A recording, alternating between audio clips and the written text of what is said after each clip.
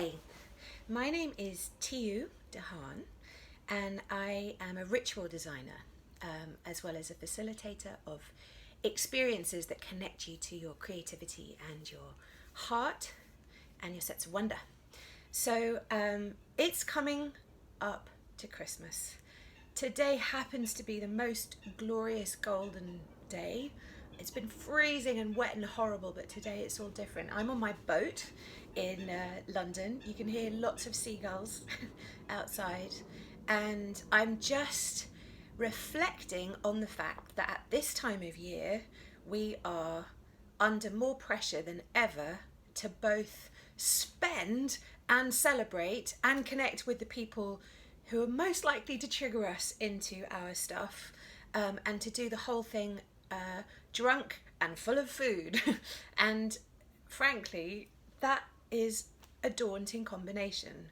The most calm and saintly among us are, I think, challenged by that combo of booze and feasting and travel and family and all of the things that go with that. So I just want to give you a couple of ideas of ways to shift yourself to connect with something that is more personal and more powerful and more empowering and more love-centered for you during the festive period ahead, because it's just tough.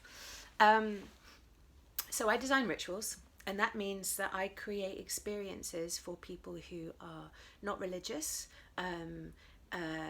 but who either have their own combination of spiritual beliefs or their own kind of ideas of atheism and agnosticism and all the different kind of combinations of ways of seeing the world and understanding it. But they all have at heart this idea of connecting to a moment where we step out of our constant stream of experience and rushing through our lives to pause and reflect and feel and honor what's happening in the moment, but also to make it meaningful, not just mindful, but meaningful, and to create a ritual around a moment to take you from one state to another. So at Christmas, there's loads of rituals that are imposed upon us by culture and by religion, and some of them are glorious. I actually love Christmas, just to be clear, but it can be disempowering to be swept up with the tide of the consumerism and the feasting. And so I just wanted to suggest that what if you could make your own rituals within the days and weeks of craziness and darkness and feasting, rituals that you made meaningful for you, alone or with others, which connected you to the spirit of the season. So, for example, I'm not giving or receiving presents this year. I am spending Christmas with a friend, and we are just going to exchange experiences, vouchers for experiences, because there's no need for more stuff in my life. My boat is very beautiful, doesn't need any more objects, literally couldn't fit one anyway. And I heard about a friend's ritual last night. She said that immediately after Christmas every year, she and her mum go to the sales and buy a new Christmas bauble for the following year, and because it's 70% off, they might go for something kind of really beautiful, and they make that bauble meaningful in that it represents the intention for the year ahead.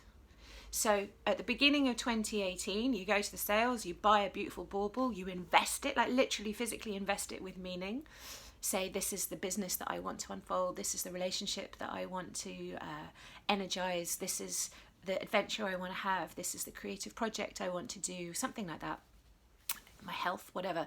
And you invest in that bauble, you put the bauble away, and then next Christmas you take it out and you go, oh, here it is. Here is the physical representation of the idea of the intention for the year. Both my parents are dead. And so I have an unusual Christmas in that orphans' Christmases are really sad and also really free. So I get to spend it with friends instead of with family. And I'm grateful for that, but it's also quite acute to miss those that I really love. And so it's also a space to reflect upon that and to allow the darkness to be a space for grieving and for emotion and for reflection and to light a candle for those people who can't be here, maybe even to lay a place for them at the table. And when my dad was dying, I looked after him for quite a chunk of time, on and off. And there was one Christmas which was just grim. It was just me and him, and he had dementia, and it was awful. And he didn't really understand what was going on, and I was trying to be jolly and put paper hats on his head and mine and make nice food, but it was just grim. And so within that Christmas, I needed rituals to make myself centered, resourced, reconnected with love and joy. And what I did was I wrote a lot. I wrote in the mornings by hand in a journal.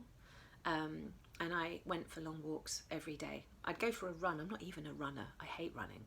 But that Christmas, those runs, even for 15 minutes in the park opposite my dad's place, gave me a sense of connection, of freedom, of health, of light, of life force, of love, of colour. And then I could come back to him resourced. So if you are heading off to see family and that family is going to be challenging for you, go for a walk every day, alone if you possibly can, and make it a space for reflection and reconnection.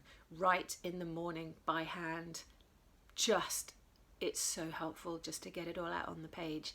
And also reconnect with those people who you consider to be family who may not be blood. So like really make an effort to spend time with those friends with whom you share that deep, deep, deep soul bond. I hope you have some, and go and make a point of being with them at some point over the festive season, because there are many challenges around there, and there are many beautiful people out there who we can call upon to help us face those challenges at these times. So I wish you a really beautiful festive season.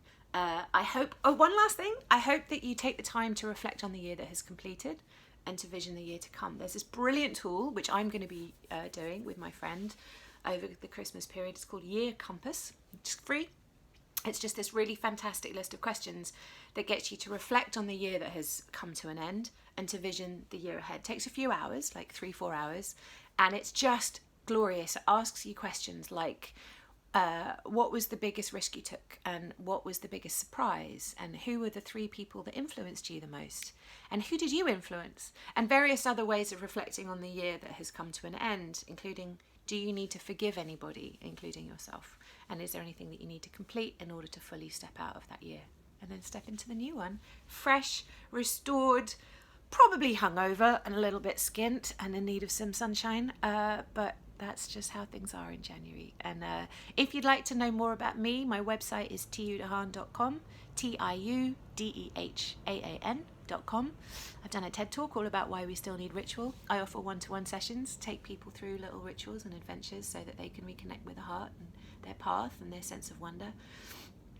And I wish you a very beautiful Christmas, winter solstice, end of the year, dark season, step change into the new, and may it be filled with joy and love and wonder.